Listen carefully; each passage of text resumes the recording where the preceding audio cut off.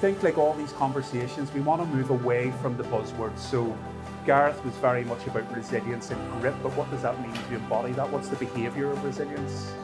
And I suppose, Seamus, to start off, another one of these buzzwords that we hear in companies is culture.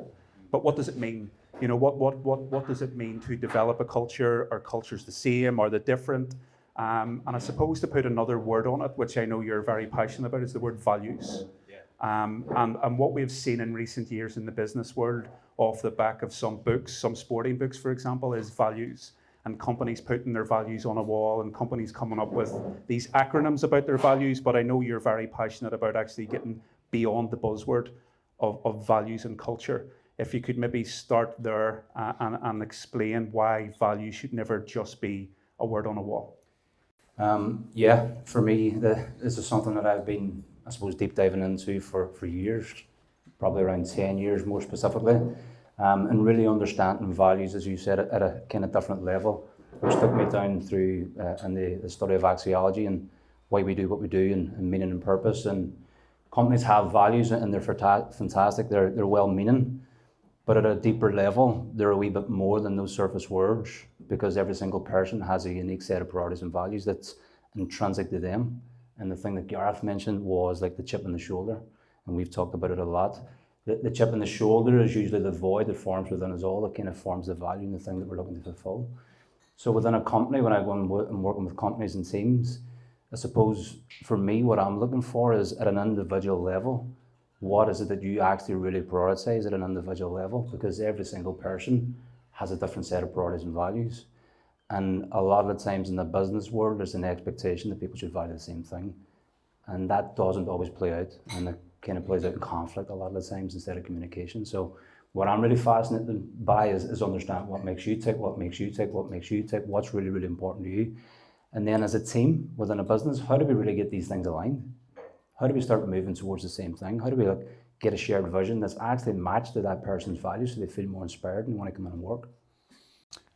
What's interesting, having heard Gareth's conversation about the changing room buying into something and enjoying the journey, and despite coming from different backgrounds and different companies and cultures, they bought into something. And you're kind of talking about there's a framework for that, there's a process, there's a science behind it, there's a science behind culture, there's a science behind values. How would an organization, say, you know, a boardroom as opposed to a dressing room, how would they start to find out what people's values are within that room? Yeah, so like what I'll do with boardrooms and companies is a personal value determination process. So it's getting each person on that board or on that team to understand what each person actually really values. So that there's a better like openness and communication with each other so that they understand what's really, really important for you. Because if I have an expectation that you're supposed to value the same things as me, and I don't know what's actually really important for you, then my expectation is for you to be more like me. And how does that play out? It usually plays out in resentment. It usually plays out in some person feeling undervalued instead of appreciated.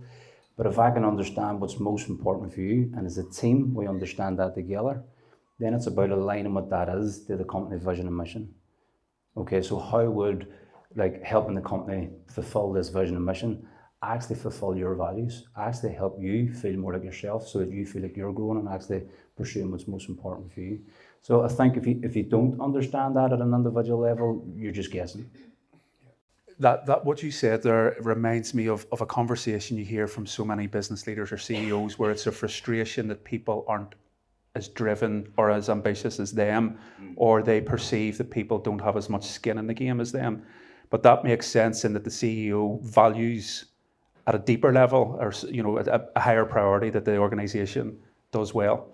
So take us through, Seamus, a bit of an understanding of that. Of you come into a boardroom, for example, a team of 20, 30, 40, 50, and you're understanding people's individual values in reference of priority.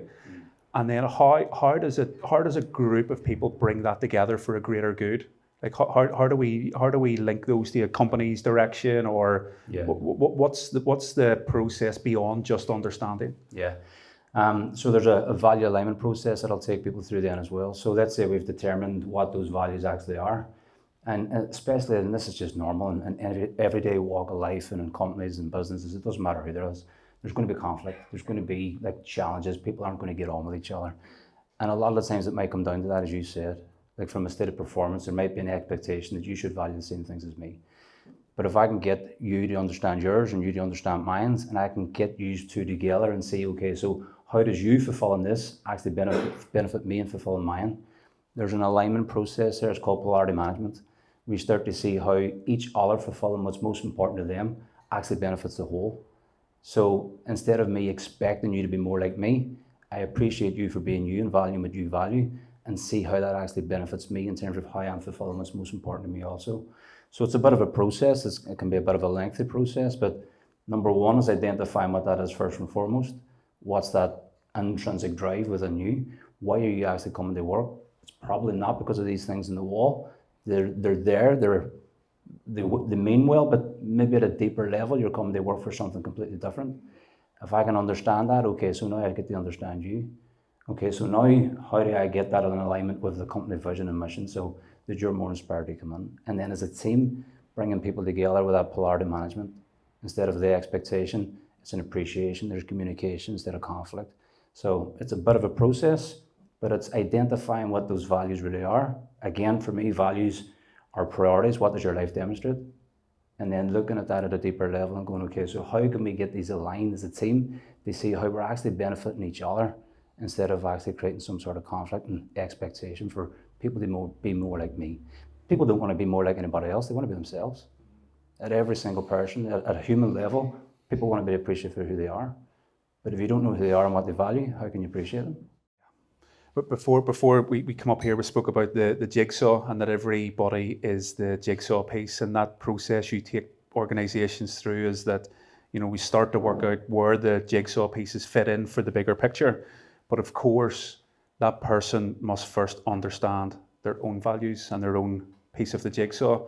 And I know you're a big kind of fan of, before a business leader understands company culture, before they understand the team, they first and foremost must understand themselves.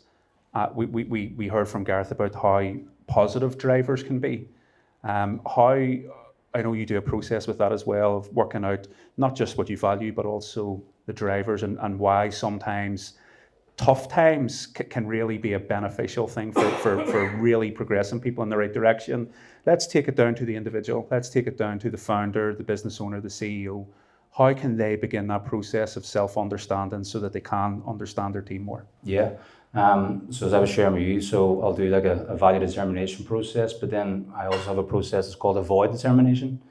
And the voids are usually the chips in the shoulder that Gareth talked about. They're the insecurities, the things that people said that we couldn't do. There are all these different things that get formed over the years from we're a kid right up to this present day.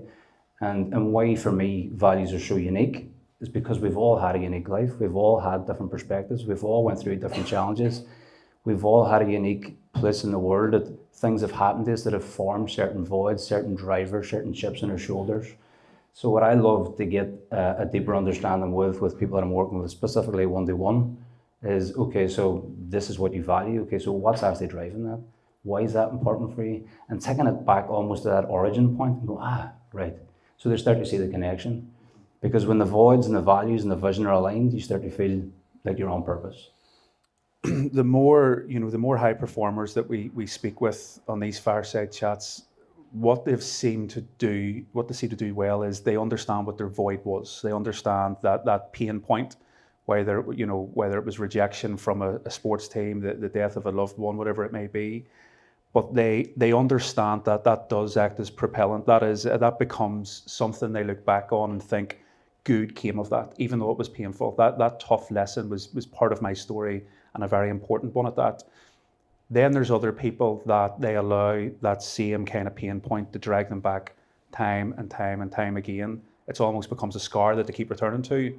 How can somebody free themselves from the pain point, so to speak, and to look back at it and almost be thankful in a way, but at the same point let it go and continue on their journey? For me, it's trying to find the benefit in it. It's learning how to shift and change your perception of it. Instead of using it and seeing it as maybe a negative only. How did that actually foster growth? How did it help you become more resilient? What path did it create for you? Where did you learn? Where did you grow? How did it change the trajectory of your life? If that didn't have happened, what would have been the drawbacks? If that void wasn't created, like what would have been the drawbacks? Because a lot of the times we think maybe in our lives, if we had things a certain way, it would have been better. But often not having those things those certain ways were actually the drivers that you need to be creative, to be successful, to be the person you are. So if you look at most entrepreneurs, they've got some sort of chip on their shoulder. Maybe they grew up with a harder upbringing. Maybe there was no financial backing. There was no surplus of cash and all those different things. A lot of the times they're the drivers that created the need or the push or the drive to go out and be successful. So the quote a mentor of mine, he says, you can be a victim of your history or a master of your destiny. Wow. And that's like looking at your perception and changing your perception of what you think that thing was so that you can use it to your advantage for growth. We spoke about that, coming from a working class background is a positive thing, because if that's your void, you want to take that and really make it work for you. And I think you see a lot of business owners in the room and come to these events. There's an assumption from outside the room that they've got stuff handed to them on a plate. But when you actually listen to their own story and how they've taken a business from a garage to a city centre, office space, they have big voids that they've realised, I'm not going back there. I'm going to make this work. I'm going to, for the betterment of my community, for the betterment of my family, for my children. So the void is a real powerful driver in itself if you allow it to work for you. I suppose, Seamus, let's go to you've done the work. You've started to realise, okay, I've had this form of upbringing, or I've had a failure or setback here, and I want to continue on from point A to point B. There's going to be many more ups and downs. How does somebody navigate that journey knowing that it's not going to go their way? Like Gareth said, the rejection. How can you use this kind of scientific approach to stop every so often and think, how is this in alignment with my purpose, my values, my vision, and so on and so forth? How do you, when you're coaching CEOs, how are you approaching the sticky points? Yeah. I think first and foremost, having a balanced objective, like in terms of where you're going and being real about the challenges that you're going to face. I think if you've set a goal and thinking that it's going to be easy or that it's all going to be rosy-posy and all positive, you're probably in for a rude awakening, which is then going to be a bit of a bottleneck for you. So I think it's really being objective about what it is you want. I think really understanding what that higher purpose and that value is, and then matching your goals with that. Like the quote Tony Robbins, he says, success without fulfillment, or success without fulfillment is failure. So if you're chasing the wrong goal, you're never going to fill that hole. If you're chasing something that's not really aligned and deeply meaningful for you, and it's not really something that you really value, it doesn't matter how much you get of it, you're never going to feel like a success. So I think making sure that your goals and your vision, the things that you really want to achieve, are actually in alignment with what's most important for you. Like going back to those values and the voids, understanding what those drivers are, because when you're living that out, that's when you're going to feel like yourself. You're going to feel fulfilled. You're going to feel like you're actually successful. And I think the big thing that I'll look at with anyone that I work with, and including myself, is when you've set the right goal and when you've got the goal in alignment with what's most important for you, you're willing to pursue the pains and the pleasures to get after it. You'll not back out. So when it gets challenging, when it is like back against the wall, when the shit's hitting the fan, you want to find a way. You don't want to find a way out. You want to try and overcome whatever that is. And that's how you know it's really important for you. It's not to say that it's going to be one-sided and all pleasureful. You're willing to pursue the pains and the pleasures, the positive and negatives, the benefits and drawbacks, and the pursuit of what that is. So I think once you're in alignment with that, you know that's important. If you're looking to escape and get away and constantly get away, you know it's not that important. But anybody knows in here that's running a business is challenging. But you still keep going back to do the same thing over and over again because you want to fulfill it. There's a deeper drive. I remember speaking to you before about burnout, and your thing was that burnout can definitely be avoided. In actual fact, when you're navigating your journey in alignment with your higher purpose, your higher values, what you're doing gives you energy. And you see that sometimes with business owners that are so kind of passionate about what to do, that their energy levels are insane. And then likewise, sometimes the people maybe feel that disconnection from, am I doing this for somebody else? Is this maybe not in alignment with who I want to become? That disconnection often leads to a reduction in energy and a reduction in clarity and resentment. Yeah. What's your thoughts on that? Because I know in the corporate world, kind of burnout is a hot topic. and we're both very much into well-being and very much into that holistic approach to performance. But this scientific approach to knowing yourself and aligning yourself to your highest purpose and highest values, where does that come into play with the process of burnout? Yeah. I say that burnout lives in the gap between who you really are and who you think you need to be. And that's your identity. Your highest value is your identity, who you actually identify yourself as. And when you're doing the thing that's most important for you, your energy goes up. When you're doing the low priority stuff, there's a gravitational pull, your energy comes down. You feel it. And as I shared before at the last talk, it doesn't mean that these priorities, especially in business, aren't important for the business. They are, but they might not be important for you. And as a business owner, if you're stuck doing all the low priority things, your energy goes down. And it's hard to create a long-term vision when you're doing low priority stuff that you don't want to do. So when you stick to your own priorities and you can learn to delegate all the other stuff out to other people, you get to do the thing that you want to do. As Warren Buffett says, you get to tap dance to work because you're doing the thing that's most important. Your energy is there all the time. Again, it's not saying that it's all pleasureful, but you've got that energy to fulfill it. So your energy a lot of the times will show you, am I on point? Am I actually aligned here? Is this the thing that I should be doing, or do I need to get away from this? So we've all heard that quote, your energy never lies. When you're doing the thing that's most important, you get lost in that work for hours and hours and hours at times. It's called the flow state. It's a flow state because you're flowing through the thing that you love to do. When you're not doing that, there's a gravitational pull, your energy goes down. So your energy is always giving you them subtle signs of when you're maybe in alignment or out of alignment. One of the things, Seamus, we speak about a lot with business owners when they've had the vision or their goals is focusing on the big priorities and finding confidence to delegate and automate and even get rid of stuff that's not in alignment with those big priorities, because there's this like superhero complex where people feel as if they can do everything all the time, and of course that has a short shelf life because there's that battle of energy where they're doing the high priority stuff but also the low priority stuff. John DeMartini, who you brought over, spoke about like he's very strict at just doing the high priority, high value stuff to him, like just his stuff, and everything else, it doesn't deserve his time and his energy. For business owners who perhaps feel a lack of confidence in delegating, how would you get them to approach that? In that I have a to-do, I feel like I'm a slave to my to-do list. I can't sustain my to-do list for months and years on end. I know within it there's 3 to 5 big things that I can do and I can do really well, but what do I do with number 5 right down to number 55 on the list? Yeah, I think it's really starting to look at what's the cost of not delegating. You know, what's the cost to you? What's the cost of the company? What's the cost to the vision if you don't delegate this out? There might be insecurities, there might be fears, there might be past experiences that they tried this before and it didn't work out. You might have to resolve some of those. But it's looking at like, what is the cost of not doing this? Like, are you going to get to where you want to be? Are you going to move? Not even that, are you going to enjoy it? Because at the end of the day, we're all in business to enjoy the process as well. Well, if you're stuck doing things that you don't enjoy, what's the point? So what's the cost of not delegating it?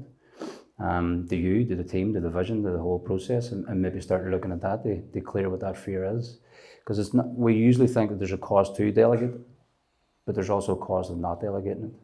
And I think if you're doing the things that you're not willing to delegate out, that's low in that priority, sooner or later burnout's going to happen. You're going to start to resent what you're doing. You're going to start to resent the people you're doing it for. And then what's the cost of the business then? So it really is just being objective and going, okay, so what handbrake do I need to release here? What do I need to let go of?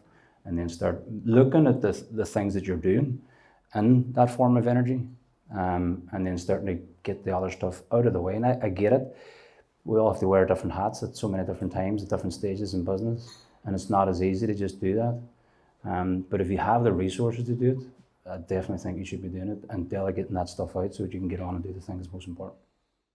Seamus, before we talk about your event on Sunday and some of the processes that you've spoke about today and the fact that people can actually do those in person with you on Sunday, I want to finish up with going back to the words on the wall, whether it's a changing room or a boardroom.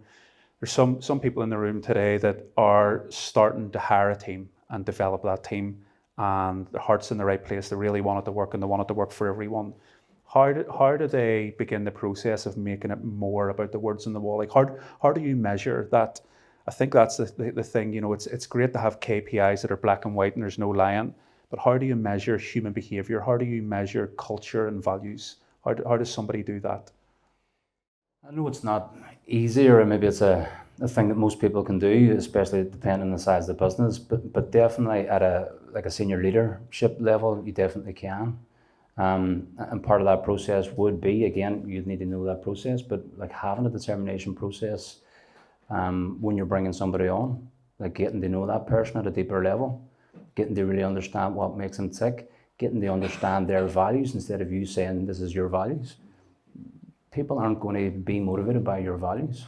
They're going to be motivated by what's inspiring them to come into work, and that could be a multitude of different reasons.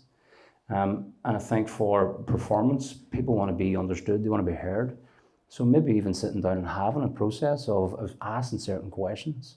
You know, what really makes you tick? Where do you feel inspiration? What do you get energy from? Where are you more focused and organised?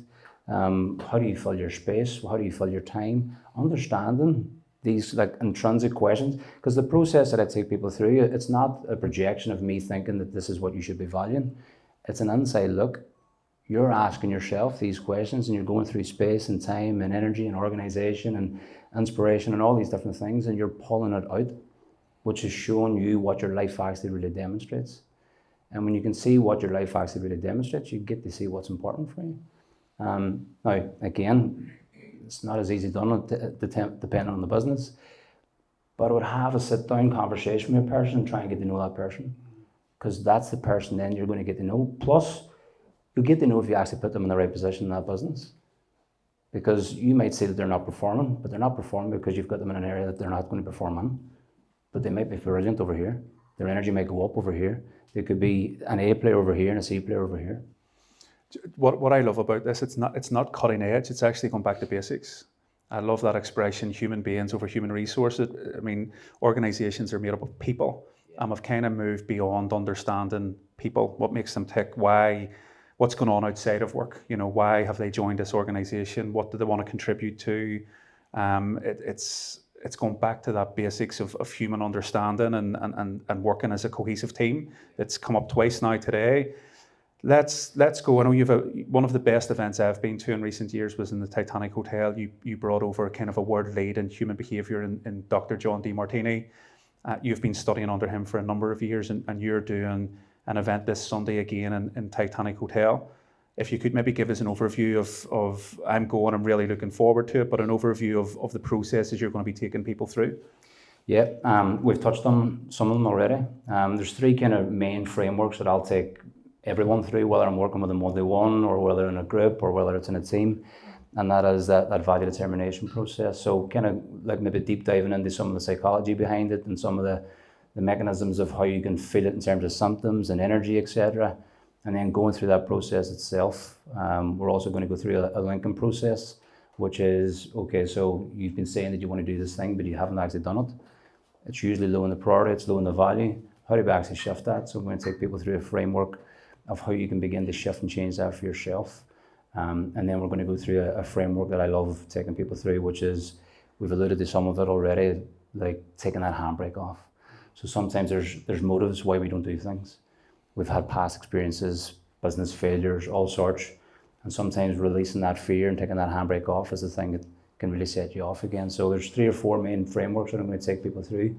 On the day, it's going to be very interactive and implementation. It's not like just sitting and taking information in, breakouts, etc. So yeah, I'm really looking forward to it. Yeah, as am I, and I went to one of your events years ago, and it was about having fears of certain things. You know, we have fears that prevent us from moving forward, and I had a particular fear and went through one of your, it was like a quadrangle thing, and I went from feeling fearful or anxious over something, and I remember busting out laughing at the fact that this fear was holding me back, and when I seen it for what it was kind of transformational. Going back, the best definition of authenticity I heard was when Dr. John DeMartini, when you brought him over, he said the science of authenticity is when you live every day congruent with your highest values, not anyone else's, yours. Yeah. That made perfect sense. Yeah. Seamus, thanks for your time. Thanks for your insights into what is sometimes an overwhelming topic or something that's hard to understand. You have a great way of simplifying it, even through a scientific approach. So thank you, and please a warm round of applause for Seamus Fox.